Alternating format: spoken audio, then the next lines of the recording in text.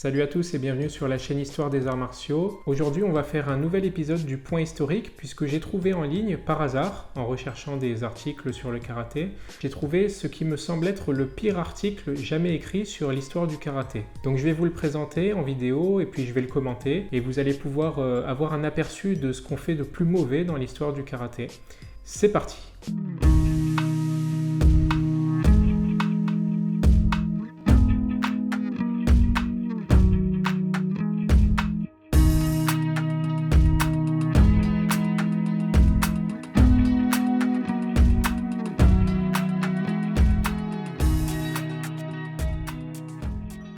Voilà, alors vous avez l'article sous les yeux, il est disponible sur le site de Officiel Karaté Magazine.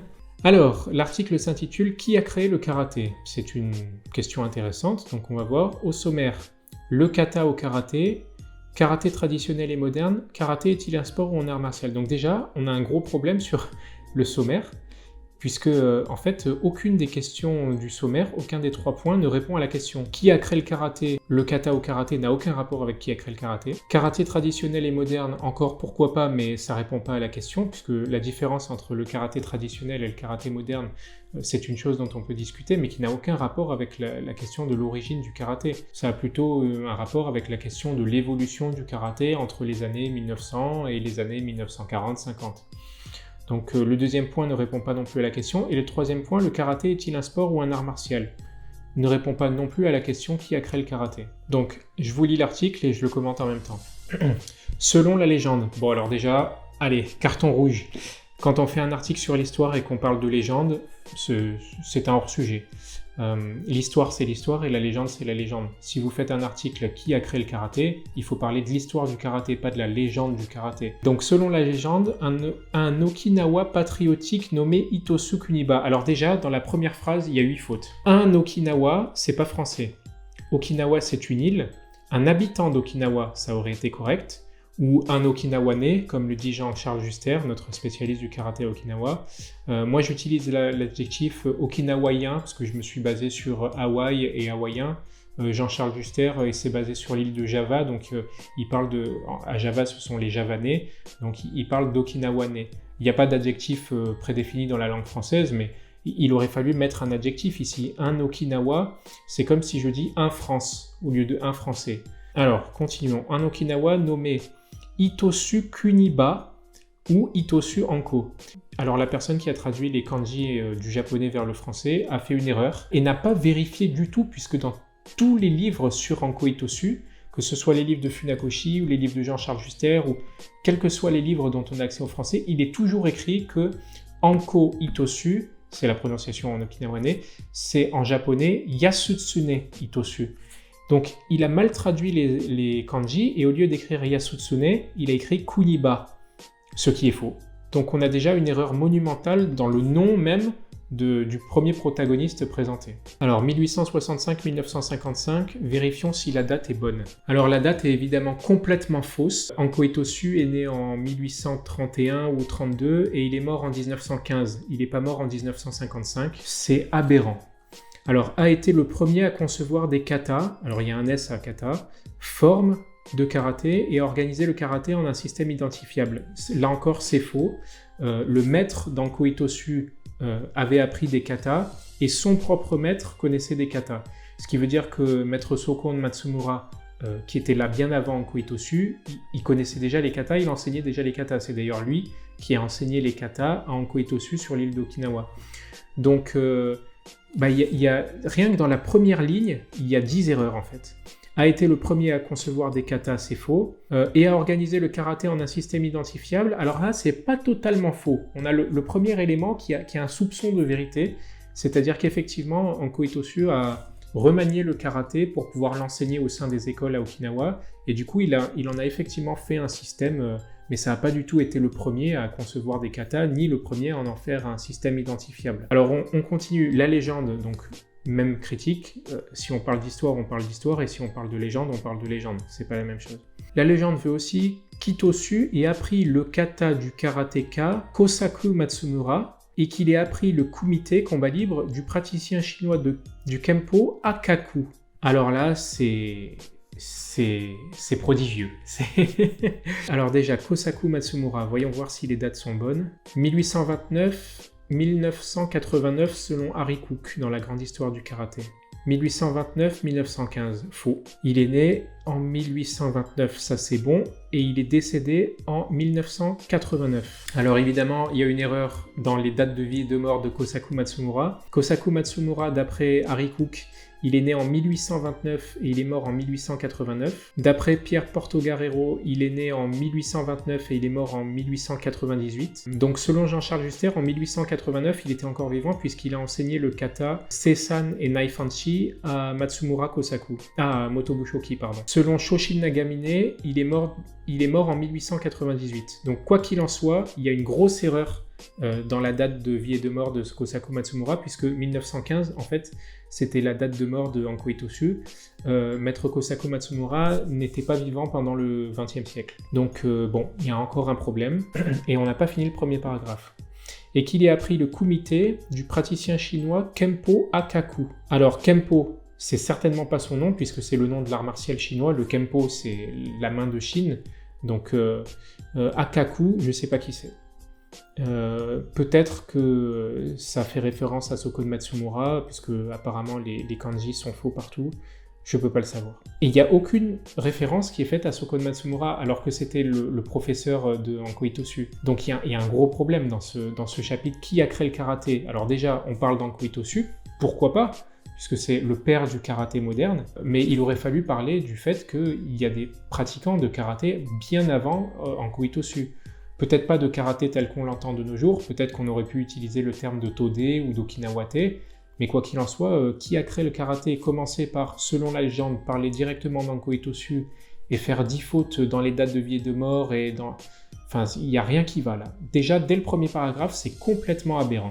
Cependant, un certain nombre de maîtres de karaté d'Okinawa affirment que le créateur du karaté n'était autre que le célèbre artiste martial Miyagi Chojun. Alors, c'est absolument faux.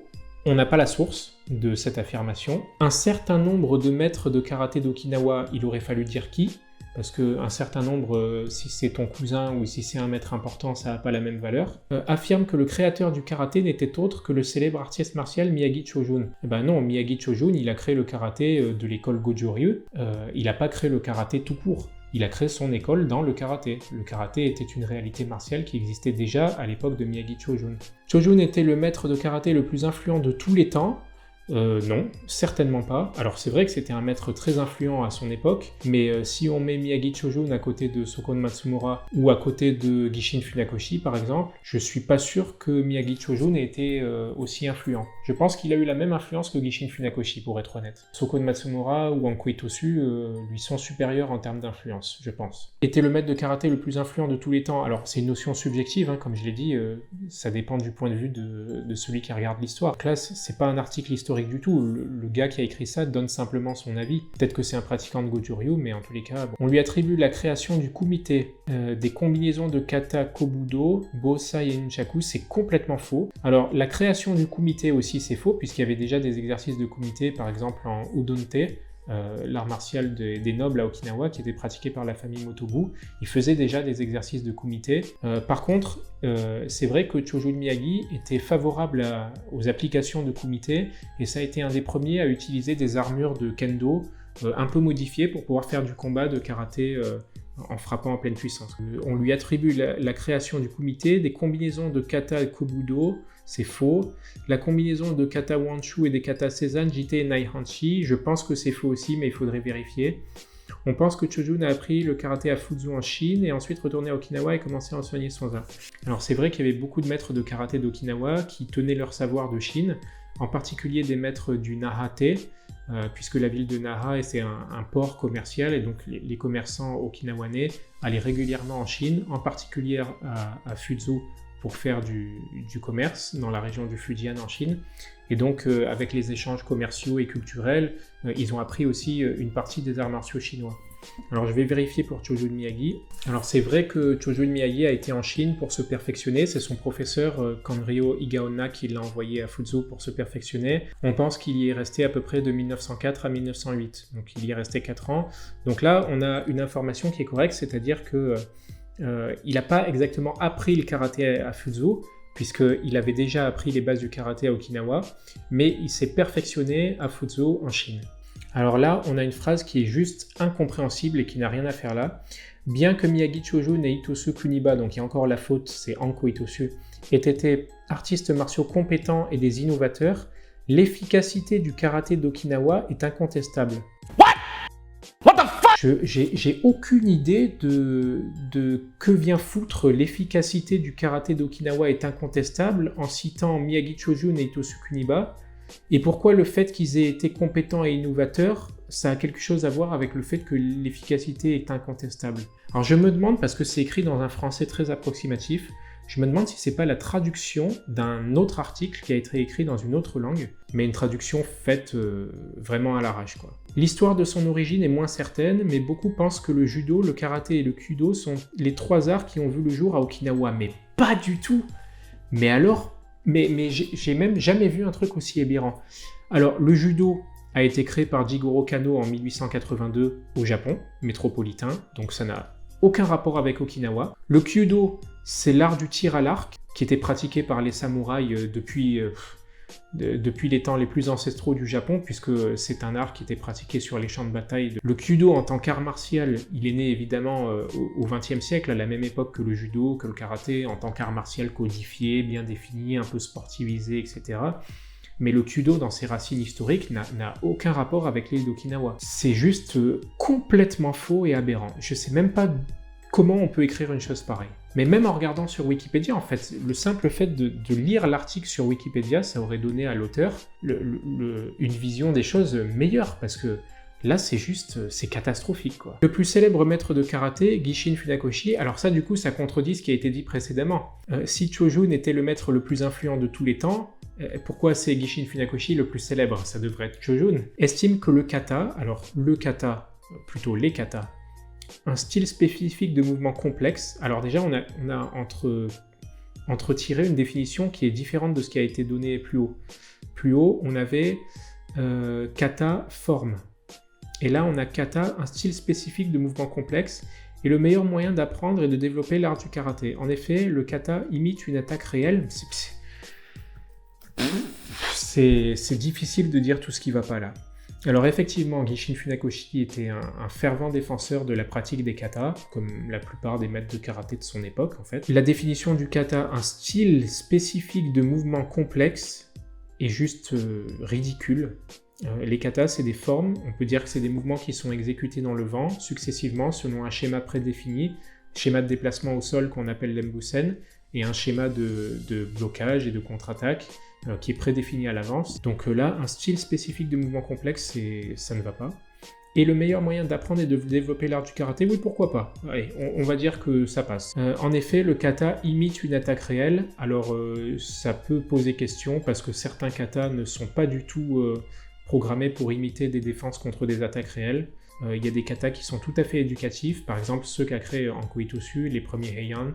Donc, bon, certains katas, effectivement, ont des mouvements qui sont faits pour contrer des attaques réelles.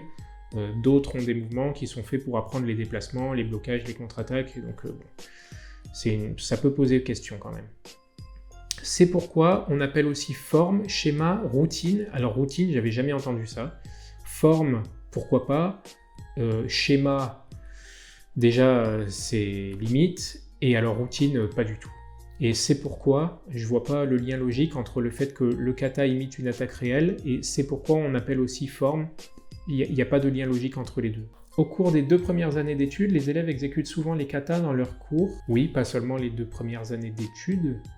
Toute la vie du karatéka, normalement, on doit travailler les katas. Beaucoup considèrent que le kata est l'essence du karaté, mais que contient le kata et comment est-il exécuté? Alors déjà, premier paragraphe, une première partie qui ne nous explique absolument pas qui a créé le karaté. On nous parle de Anko Itosu, en faisant des erreurs sur ses dates de vie et de mort, en faisant des erreurs sur son nom, en faisant des erreurs sur son rôle, etc. On nous parle de Chojun Miyagi avec les mêmes erreurs. Ces 2 personnes-là n'ont pas créé le karaté.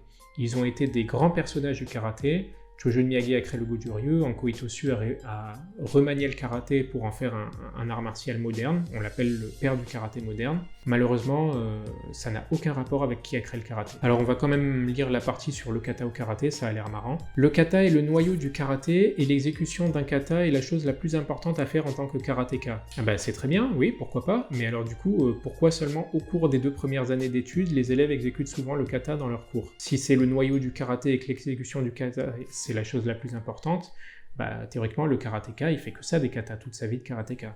On estime qu'il existe des centaines de katas différents dans le monde du karaté, c'est vrai, il existe énormément de katas de karaté, c'est difficile de donner un nombre exact de katas parce qu'il y a énormément d'écoles de karaté différentes qui chacune ont développé leur kata, il est probable qu'on ait dépassé plusieurs milliers en réalité.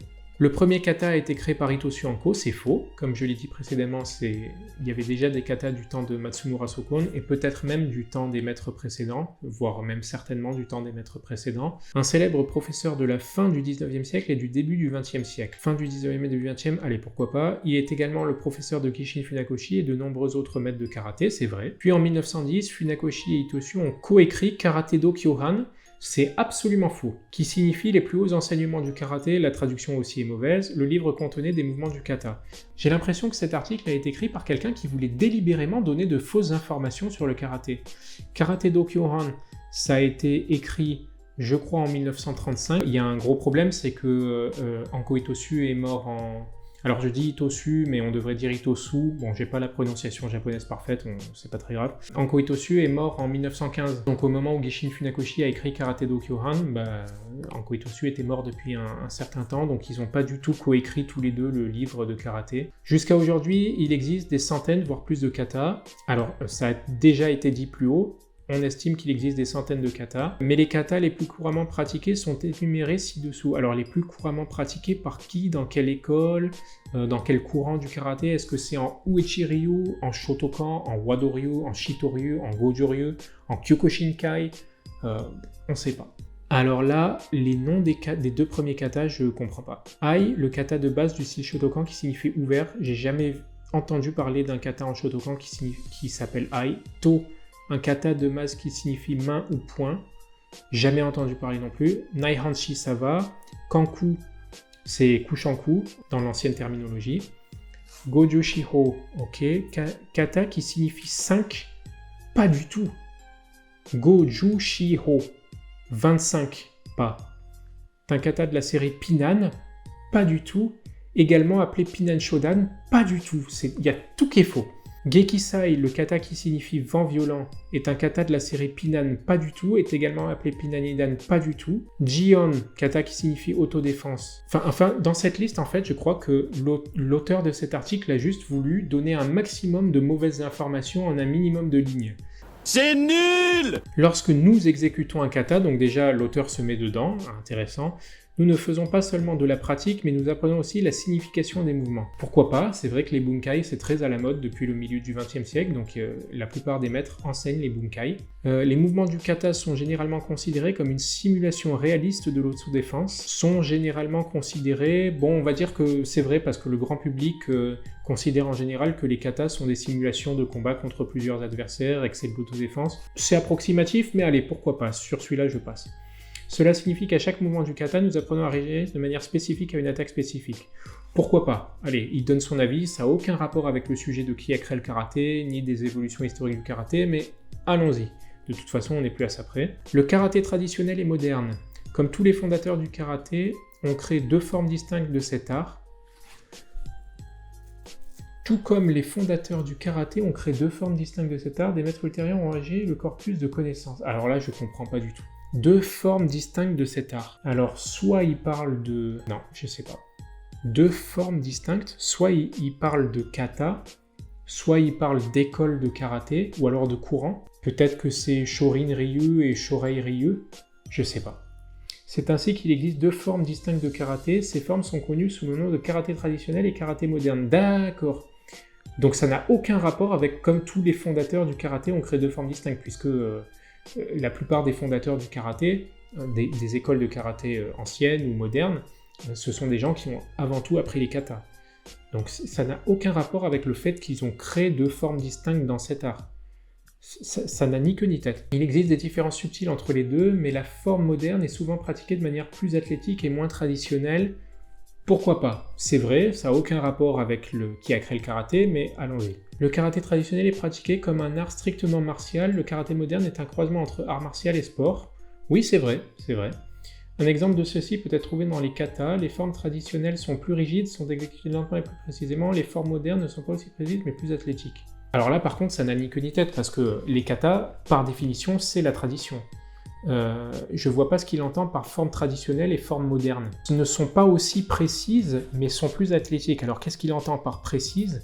Qu'est-ce qu'il entend par athlétique? Dans les katas modernes, les coups de pied sont souvent exécutés différemment, car les karatékas modernes ont tendance à les exécuter de manière plus athlétique. Là encore, je comprends pas. Et il aurait fallu donner une liste des katas dits modernes et des katas dits traditionnels pour qu'on puisse se faire une idée. De même, les coups de poing sont beaucoup plus rapides dans le karaté moderne. Historiquement, les deux styles de karaté contiennent des katas connus sous le nom de Heisoku kata. Ces katas ne sont pas beaucoup pratiqués aujourd'hui. En fait, certains maîtres ont déclaré que les Heisoku kata n'ont jamais été destinés à être pratiqués. Cependant, ces pratiquants estiment qu'ils constituent une partie précieuse de l'histoire de... Bon, là, c'est aberrant. Je commence à abandonner. C'est mauvais signe. Si vous êtes intéressé par l'apprentissage du karaté, que ce soit en tant qu'art martial ou en tant que sport, vous pouvez facilement trouver des instructeurs qui pratiquent karaté traditionnel et moderne. Oui, c'est vrai. Je vois pas ce que ça vient foutre dans un article sur l'histoire du karaté ou sur qui a créé le karaté, mais d'accord. Le karaté est-il un sport ou un art martial? Je sens qu'on va rigoler. Le karaté a été créé pour être un art martial, ce n'est pas un sport. C'est faux. Cela est dû à l'entraînement et à la pratique difficile qu'il faut pour le maîtriser. Le karaté est le plus haut niveau des arts martiaux. Le karaté est le plus haut niveau des arts martiaux. Alors je savais pas que les styles dans les arts martiaux ou les écoles, c'était des niveaux. Par exemple, le judo c'est là, le karaté c'est là, peut-être que l'aïkido c'est encore au-dessus ou en dessous.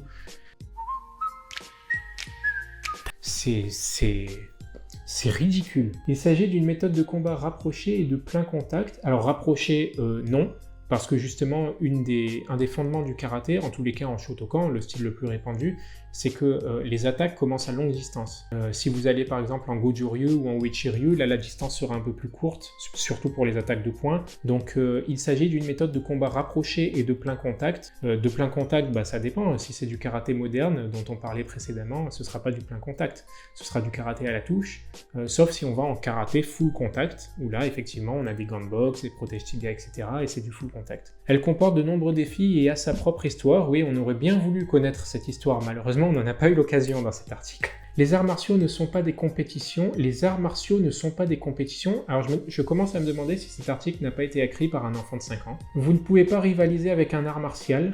Vous ne pouvez pas rivaliser avec un art martial. Je pense que c'est une traduction d'un truc en anglais, ou en chinois, ou en araméen ancien. Il s'agit d'un combat contre soi-même, c'est un moyen de découvrir qui vous êtes, ça n'a ni queue ni tête, et je vois pas ce que ça vient foutre dans un truc sur qui a créé le karaté. C'est un moyen de découvrir qui vous êtes, c'est un art ancien qui a été créé pour combattre votre ennemi, là encore c'est faux. Il ne s'agit pas seulement de la partie physique, mais aussi de force mentale, il vous aide également à surmonter la peur. On croirait une des vieilles brochures qu'on trouve sur le karaté dans les années 1950-1960 où on vous vante les mérites du karaté, où on vous dit qu'en 10 leçons faciles, vous allez être un surhomme, etc. Enfin, on croirait retrouver les mêmes choses. Le but du karaté est de faire de vous une meilleure personne. C'est un programme d'autodéfense où vous devez affronter vos peurs et apprendre à vous protéger. Copyright 2022, officiel karaté, mention légale, contact. C'est incroyable. Je sais pas quoi dire de plus. Alors je vais quand même faire une conclusion parce qu'il faut bien conclure cette vidéo qui commence à devenir longue. Donc bon, pour résumer, c'est vraiment sans aucun doute jusqu'à présent le pire article que j'ai vu à propos d'histoire du karaté de toute ma vie. Il y a rien qui va, rien. Il y a une tonne d'informations qui sont pas juste imprécises ou inexactes, qui sont fausses, qui sont hors sujet, qui n'ont rien à voir avec l'histoire du karaté et qui relèvent de la folie. Enfin, je sais pas quoi vous dire en conclusion. Vraiment, j'en perds tout mon latin. C'est prodigieux. Donc voilà, en conclusion, comme disait mon père, à chacun son métier et les vaches seront bien gardées. Il faut laisser aux historiens le soin d'écrire l'histoire. Je pense que c'est la meilleure des choses à faire. Et surtout, si vous n'avez aucune connaissance dans un domaine précis, ne vous lancez pas dans l'écriture parce que des gens qui n'ont eux aussi aucune connaissance risquent de croire ces choses-là et de les prendre pour acquises. Je reviens un petit peu sur l'article, mais il n'y a pas de source, évidemment. il n'y a aucune source qui est présentée. C'est le pire article de toute l'histoire de l'univers, peut-être, à propos d'un art martial ou d'un sport de combat. Je sais pas quoi dire de plus, vraiment, c'est désespérant. C'est tellement terrible que c'est désespérant. Donc voilà, je vais même pas faire un correctif. Moi, à la question qui a créé le karaté, si vraiment on devait me poser la question, je dirais que c'est Sokon Matsumura, parce que c'est lui qui a, je pense, mais c'est une interprétation personnelle, c'est pas soumise à crédit, c'est lui qui, je pense, a le plus modifié les méthodes chinoises martiales présentes à Okinawa et les a transformées en un art martial véritablement okinawanais. Et donc à partir de ce moment-là, on a vraiment pu parler d'un art martial de karaté, c'est-à-dire de l'art martial d'Okinawa. Donc si on m'avait posé la question qui a créé le karaté, je pense que j'aurais dit Sokon Matsumura pour le karaté en général.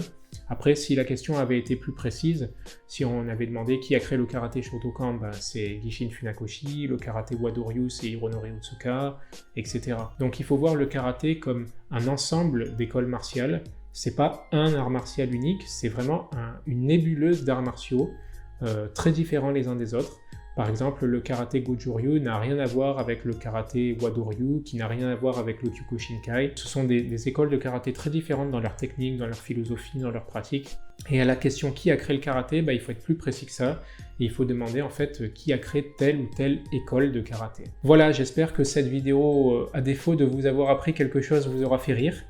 Parce que là, il y a de quoi rire ou peut-être de quoi pleurer, je sais pas.